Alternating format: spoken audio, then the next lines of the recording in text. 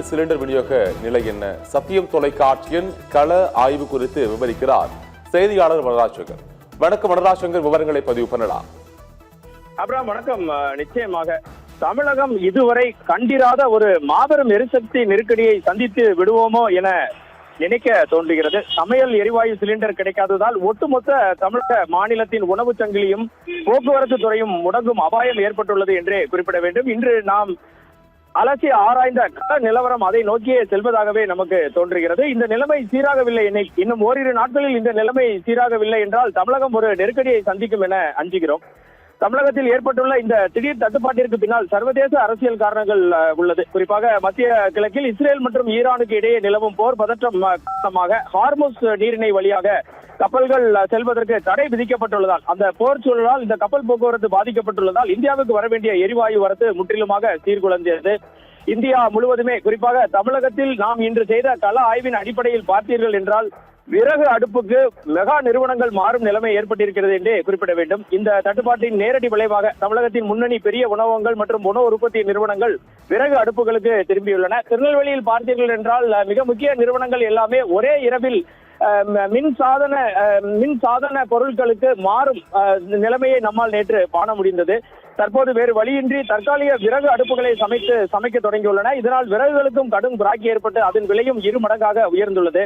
தமிழகம் முழுவதும் ஆயிரக்கணக்கான நடுத்தர மற்றும் சிறிய உணவகங்கள் சிலிண்டர் தட்டுப்பாட்டால் திடீரென மூடப்பட்டுள்ளன. சென்னை, கோவை போன்ற நகரங்களில் வெளியூர்களில் இருந்து வந்து தங்கி பணியாற்றும் IT ஊழியர்கள், தொழிலாளர்கள் மற்றும் விடுதிகளில் தங்கி பயிலும் மாணவர்கள் என ஒரு பெரும் கூட்டமே உணவின்றி தவிக்கும் நிலைமை ஏற்பட்டு விடுவதாகவே தோன்றுகிறது. தங்குமிடங்களில் சமைக்க வசதி இல்லாத நிலையில் அவர்கள் நம்பியிருந்த ஹோட்டல்கள் மூடப்பட்டிருப்பது அவர்களின் அன்றாட வாழ்க்கையை பெரும் கேள்விக்குறியாகியுள்ளது. இதில் முக்கியமாக இன்னொரு விஷயம் பார்த்தீர்கள் என்றால் ஆபிரகாம், அரசு மற்றும் தனியார் மருத்துவமனைகளை சுற்றியுள்ள சிறிய ஹோட்டல்கள் மூடப்பட்டுள்ளதால் அங்கு சிகிச்சை பெற்று வரும் நோயாளிகளுக்கும் அவர்களுக்கு உதவியாக இருக்கும் உறவினர்களுக்கு அடிப்படை உணவு கூட கிடைக்காத துயரமும் ஏற்பட்டு வருகிறது.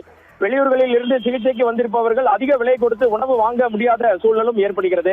மறுபுறம் எரிவாயு மூலம் இயங்கும் லட்சக்கணக்கான ஆட்டோக்கள் எரிபொருள் நிலையங்களில் நோ ஸ்டாக் பலகையை பார்த்துவிட்டு சாலைகளில் ஓரங்கட்டப்பட்டுள்ளன. பல மணி நேரம் காத்திருந்தும் கேஸ் கிடைக்காததால் ஆட்டோ ஓட்டுநர்கள் வருமானத்தை இழந்து தங்கள் குடும்ப தேவைகளை பூர்த்தி செய்ய முடியாமல் தவிக்கின்றனர். தமிழகத்தின் தற்போதைய கையிருப்பை கணக்கிட்டால் இன்னும் ஓரிரு நாட்களில் நிலைமை மிகவும் மோசமடையும் என தெளிவாக சத்தியம் தொலைக்காட்சியின் கணக்கில் தெரிய வருகிறது. எரிவாயு விநியோகம் உடனடியாக சீரடையவில்லை என்றால் தமிழகத்தில் உள்ள 90% உணவகங்கள் மூடப்படும் அபாயமே உள்ளது.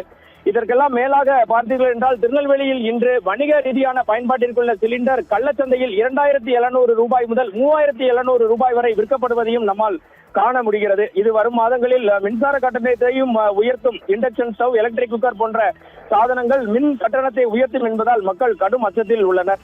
தமிழகத்தில் இன்னும் சில நாட்களுக்கு மட்டுமே எரிவாயு கையிருப்பு உள்ளதாக கவலை தெரிவித்துள்ள முதலமைச்சர் MK ஸ்டாலின் இது குறித்து பிரதமருக்கும் அவசர கடிதம் எழுதியுள்ளார்.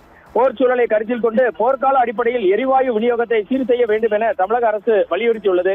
எது எப்படி இருந்தாலும் கொஞ்சம் கூட கற்பனை செய்து பார்க்க முடியாத அளவுக்கு கள நிலவரங்கள் மாண்டும். எனவே சத்தியம் தொலைக்காட்சியின் கள நிலவரத்தில் இப்போது தெரிய வந்திருக்கிறது ஆபிரகாம்.